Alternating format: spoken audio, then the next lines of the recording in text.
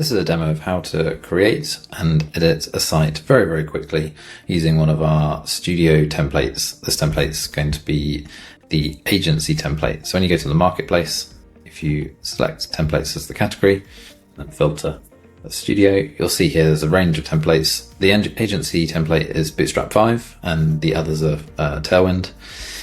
If you click onto that, you can assign it to one of your clients, so you can assign it to yourself and then give it a name. So studio walk through as an example. Click create and that will build it within a few minutes.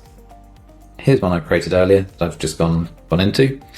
Then all you need to do is to go to CMS pages. You can click this page as well. From here, you can view one of the existing pages that comes with the template, or you can create a new page. For now, we'll look at an existing page. So this previews the page itself as if you're viewing it from the front end, but it lets you click through to any sections to edit them. So let's say I want to edit this 40K value. We just come in here, make that 60, and then that would update. And all the animations, everything work as well. So all we're doing is separating content from code fully so that you cannot break the code, you can't break the functionality or the layouts. You are simply editing content that's been pre-configured. And yes, so we can edit content here. If we go to a different type of section, this one, for example, again, you've got content to edit here, but you've also got these items. So if we just click onto one, you'll see it's gone purple. That's because that's pulling content in from a database. In this case, it's using a web app called Projects. That's a custom database, but sometimes it might be pulling in from a module such as blog, FAQs, testimonials, those kind of things. So here you would actually be able to edit the content and save it without having to go off to the item. You can click the little icon that will take you to the item as well if you've got more changes to make. Scrolling down a little, if we look at this one, it's a similar kind of section, but this is using static content. So rather than pulling in from a database, these are just list items. You can add more items here, but you can also, with the same layout, map content to it from a database. So if we go data mapping, you would then pick your source. In this case, we might pick a blog because that would have imagery. Then you just need to do your field mapping. So for the image, for example, make it the main image. And then you'll see your image appear. You can also then filter down the items by category or by just picking a specific item. So that's now just pulling out that one item. Lots of control over how you set it up, sort types, ordering, that kind of stuff. So just moving on.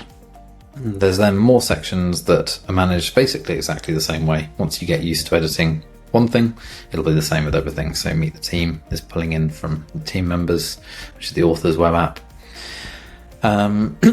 Pricing table here, that's just static content. So that's all been defined as content that you can type in and manage. So you could make your pricing different for the launch plan, for example. Going further down, frequently asked questions, FAQs pulls in from the FAQ web app. So you can see that's purple because that's data sourced to that module called FAQ. Then we've got blog, which would be exactly the same. That's going to the blog module. And then finally, we've got a slightly different one here, which is the contact form. So this is a dynamic layout. That's denoted by the purple around the edge and the link.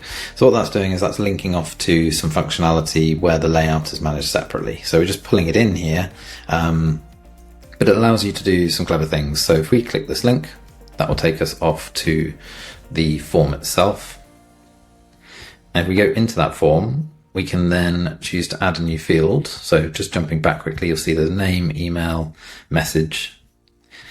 We add a new custom field. We've got new field, and then let's make it a checkbox. The answer is a yes, no. And then click save. And then if we go back, any changes you make to this form would then make it update, and you'll see that those new field values appear. Obviously styling can be controlled separately, but this is just to make it so that there's separating content from code, making it very, very easy to manage. So you would go through and you would, you might then want to add some new sections or remove some sections. You can click delete to remove any sections, but you can also add sections anywhere using the blue or the dark blue buttons. So The light blue will take you to the section library. So this shows you all the different sections in this theme and lets you insert them. So you might go to a different category to find the kind of content that you're after. When you're ready, you press insert and it's going to load that item for you. And then obviously you can add in the statistics or whatever it might be that's in a list from that field. So this one here, it's adding the different items. Let's do a slightly different one that's got a more obvious look to it. We go with meet the team. You'll see here that it doesn't have any items. You click here, go to team members, which is the list, and click add first item. So you'll see that person's appeared. These are hard-coded, as I've mentioned. This is a static list, so you just edit the content as needed, but you can also map the data again if needed. So let's link that up to the authors module. And then all we have to do is make sure we map things like the fields correctly. So putting image against image means we're then pulling out items. And again, you can then whittle that down if you wanted to. So you could only pull out people in certain categories, or say, I only want to list Emily on this layout. And it would do that. So you've got full control over how to manage the data. The other option is to click create section. Now that opens up our AI editor by default. So from here, you just tell it what you like. So I want a new section with 3 cards, image, title, image. The more information you give it, the better. But if it's similar to an existing section, it can build that quite easily. If you are asking for something quite new, then obviously there's more creative freedom there, and you might have to vibe code with it for a little bit until you get what you want. But when you're happy, you click save and insert. You'll see it's just put the title in, but that's again because we need to click cards and we need to add the first item. Once you see items appear, it becomes more obvious, but you can just keep adding items there as needed and then edit those. The images are changing because it's picking a random image from the internet, but you'll be able to switch that out to one of your local images. So let's just put that image in, for example. Let's put that into there. So those are the main things that you would do. You'd work through your site until you've added and edited all the sections that you want. And you can save page at any time. If we click save and then view page, you can view the changes that you've made. So we've got the 60K there. And if we go straight to the bottom, you'll see the new sections that we've just put in and the changes that we made.